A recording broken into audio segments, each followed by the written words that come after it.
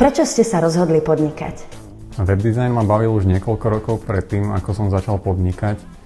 Takže v podstate, keď som sa rozhodoval, aké zamestnanie si vyberiem, tak voľba bola jasná. Začal som podnikať v oblasti webdesignu. Okrem toho som sa vždy snažil byť sebestačný a nemal som rád, keď bola nado mnou nejaká autorita. Takže vždy som sa rozhodoval sám podľa seba a chcel som robiť iba to, čo ma baví. S akými problémami ste sa stretli pri podnikaní a zároveň čo by uľahčilo vaše podnikanie? Podnikať som začínal v podstate s minimálnymi znalosťami legislatívy.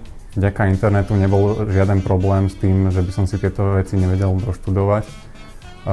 Čo bol však väčší problém pri rozbiehaní podnikania, bol ten, že na Slovensku je cítiť výrazný nedostatok kvalitnej pracovnej sily v kreatívnom digitálnom odvetví. Myslím si, že by určite pomohlo, keby školstvo začlení do svojich osnov aj nové médiá, a to v takom meradle, aby vedelo produkovať kvalitných, kreatívnych ľudí, ktorých by sme potrebovali. Aké sú vaše podnikateľské ambície, vízie? Veľmi rád by som rozšíril našu značku Art4Web aj do zahraničia a postupne získaval ďalších veľkých klientov. Zároveň by som rád rozšíril početnosť nášho tímu, tak aby sme vedeli efektívne zvládať, pokrývať dopyt po našich službách.